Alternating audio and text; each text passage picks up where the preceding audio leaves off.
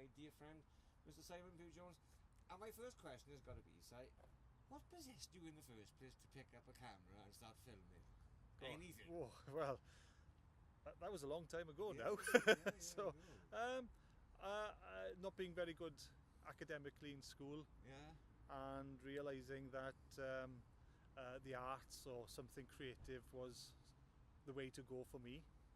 I did a little painting, a little bit of art, and was accepted in art college. But then through a spanner in the works, saying that I wanted to do photography because I thought that I could make a living out of photography, and therefore got involved in college with photography and qualified, and then started a career from there, really. So you and I have been working with each other now for, it seems like forever. No, I mean it doesn't. It's been wonderful. But I will never forget seeing that poster in the tin shed, you know, the one that's signed to say peace, and then the signature underneath that says Tom Hanks. A rare accolade for anyone in that, you know, in that field. Absolutely stunning. But how did you come to end up? I mean, you know, I can understand where you ended up. Sort of, okay, so you've got your degree and you're in the business, but how did you go from being a year in Wales to working with Steven Spielberg and working on that film as well? Well, massive. It's all about networking, really, if I'm honest. Absolutely. And through my other work, I got to know a bunch of guys who basically said that, there's a film coming up. Would you like to have a couple of days work on it? And I said yes, and it turned out to be Saving Private Ryan, but that was nothing to do with camera work. That was just purely costume and stuff. And then a couple of years went by, and I was asked the same question again by the same guys. There's a series coming up now. Do you want to get involved? Which again said yes, and it was again through costume, but by anticipating, if you like, the possibilities, I just happened to have a vintage camera with me that shot 16mm film, and I just was very lucky to put myself in a position, through the help of others, to film some sequences down on the first episode of Band of Brothers, which was an immense scene with hundreds of extras and lots of costumes and props and aircraft and what have you. And what happened next was I shot about an hour's worth of footage on the vintage camera, and when I gave the film to the production office, then a month went by without me knowing exactly what happened to the footage. But then when I went back up there to help again in the wardrobe department, apparently Spielberg and Hanks had seen the footage that I shot on this old camera and thought it was undiscovered colour archive, and therefore I was asked to be involved to shoot more stuff then for a later episode. And of course so it began. Well, yes. So in total, you know, I'm personally fascinated by this. I know that one of the reasons I'm doing this is as a research project, but it's not just as simple as that for me. I am genuinely curious by so many things, and the journey, the path. You know, one of the things that I've come to observe, one of the things that they tell us in university early on is it's all about network. Yeah, network is important. But one of the things they don't tell you is how do you establish a network? I think you've just got to connect with people and don't wind them up. Don't be over enthusiastic, but you have to bring something to them. They've got to see a spark in what you have to offer. And if you connect with somebody, I think you know, you can make friends, genuine friends, and then they remember you and they give you a phone call when they think that there's something that you could help them out with. You know, it's not rocket science at the end of the day. It's just, you know, be nice, be thoughtful about other people's feelings, and just try the best you can. You know, I wouldn't bombard people with I can do this, I can do that. You know, you've got to prove yourself, really. Well, I mean, one of the things I've observed is that, you know, a lot of this is about collaboration. You've got to put it out there. You've got to give it for it to come back. Yes, and don't be afraid to share as well. I know you could argue that it's dangerous sometimes to share your own personal ideas, unique ideas, but at the end of the day, it's probably far better to look at being able to work with people than being some kind of maverick out there and trying to, because everything's been done before. I know of myself that so much of this last year and before, I mean, God, you were involved from the very beginning when you shot. I still talk about those experiences in Morven Bay, walking backwards and trying to avoid being hit in the back of the head with the cross pieces. How much fun we had, and the fabulous end result as well. I was absolutely thrilled beyond words. But I wondered, I can see that there must have been an enormous experience there. But then, if I can, I'm particularly intrigued by the Operation Bolero. Oh, right, thing, okay. because that obviously happened sometime later, and I love the concept, the idea of the Americans in World War II. It was a great take from the get-go, Yeah. But you obviously have a great deal more control with that. Well, the story behind Operation Bolero, I was working for a TV company, and we were producing a chat show, and our contract had come to an end with that particular show. So all the staff were desperately looking for ideas to produce a program, so basically keep us employed. I was given the opportunity to use the equipment from this particular company, and it was only supposed to be a 3-minute promo, if you like, to push the idea, but it ended up as a 29-minute documentary. And it kind of just evolved, really, because I had access to a lot of props and costumes and various other bits as well. It looks a lot more expensive than it actually is. It's very authentic, I must confess. Well, what a particular shot with the Jeep and the guy was swinging that thing and smoking a cigarette, and you just see it beautiful. Well, that's all about casting and getting the right people. You've got to get the right people in front of the camera. There's no point putting people, they may be friends of yours or whatever, but at the end of the day, if you're going to produce something which needs to be credible, you've got to cast people properly. You've got to put the right people in the right costumes and the right roles. So would you say, people skills, the way you deal with people, for me, I've noticed this has all been about people and nothing else really. To me, that seems to be the most critical of skills. Yeah. I think it's very important that you respect what people can bring to your party, so to speak.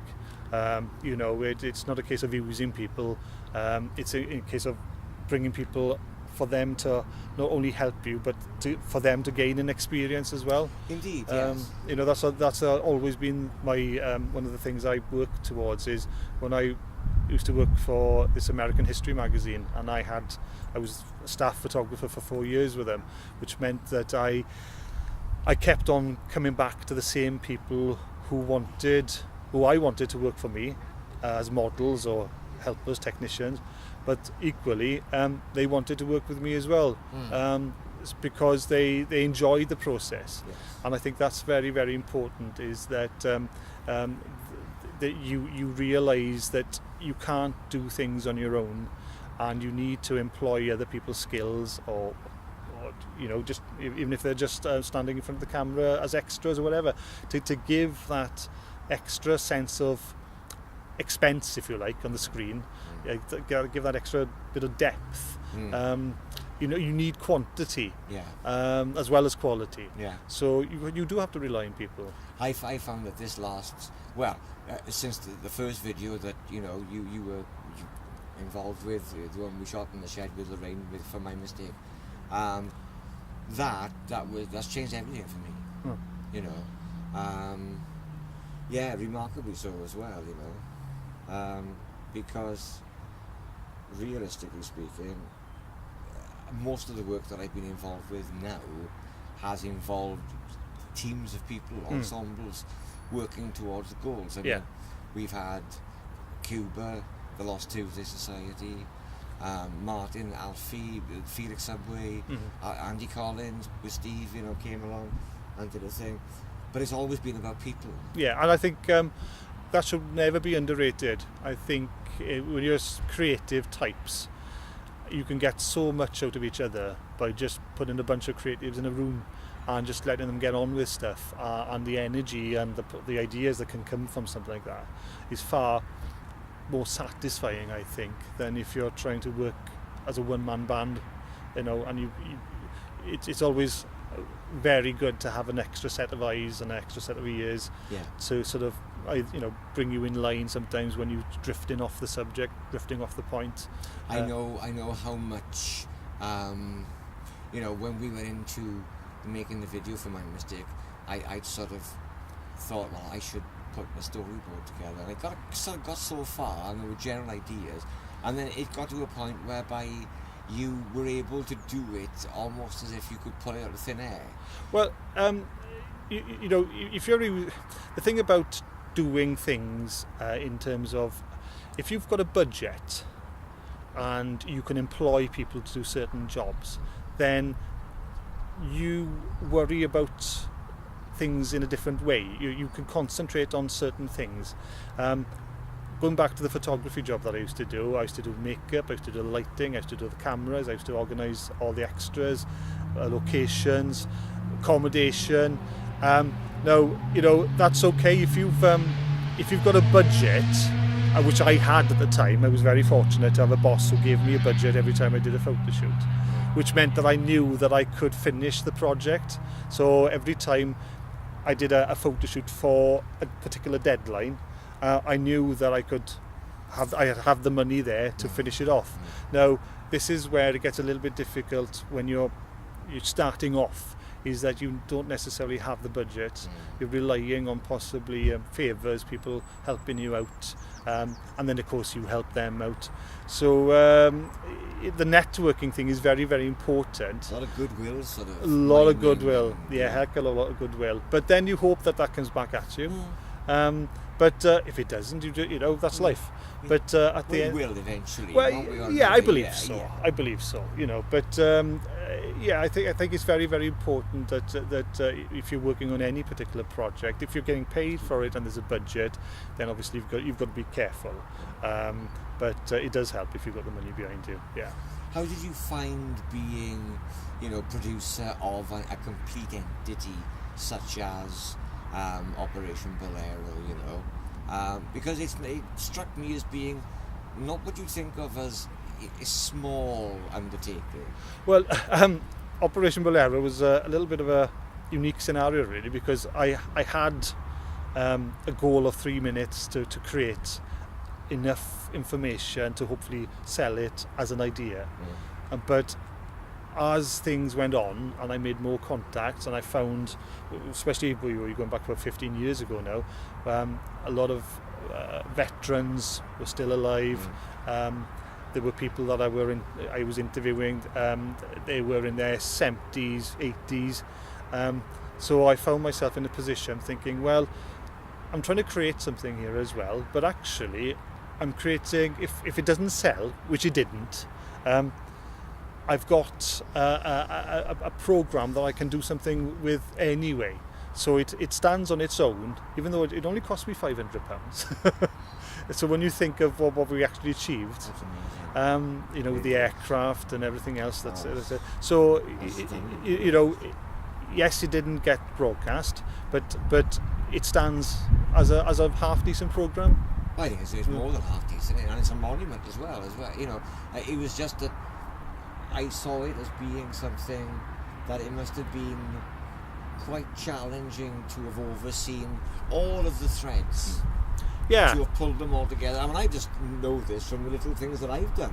I think when you're doing a program, and again, you're going back about 15 years ago, so since doing that, I've done a lot of other things as well, and I would have done things a few things differently, and so the program I'm happy with, but looking back at it after all these years, I think I could have done things a little bit better. But then it's a learning curve.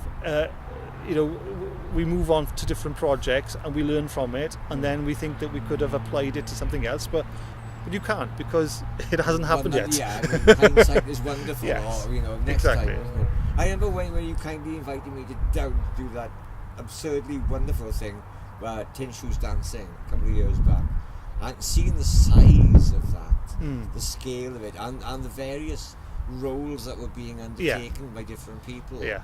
Because that was an interesting experience for me, seeing how you actually got this thing done. Well, that was done by a company called It's My Shout, which is designed to give youth, if you like, an opportunity to see how it all works. And it's a good scheme, a really good scheme. And a lot of people. Nice yes. I thank you for that. It was Very a welcome. unique experience as well. Of course, I'll take any opportunity I can to dress up. Anyway, and I thank you enormously for this, for taking the time to do this for me. Any final words of insight and gems? Gosh, no, you're asking. Oh well. It's always a cliche, just go for it. I was very fortunate. When I was in my early mid-teens, I always hoped that one day I would achieve something worthwhile. And even though a lot of the ideas I had, I thought, well, it's never going to happen. When you're actually standing on set with Spielberg and Tom Hanks behind you, and you're working for them, yes, it gives you a good feeling, and it definitely a pinch me moment. But I think yes, go for it, absolutely go for it. And once you've had that experience, nobody can take it away from you. Seimon Pugh Jones, my dear friend, my enormous thanks. You're very welcome. And we shall wrap on that. All right then.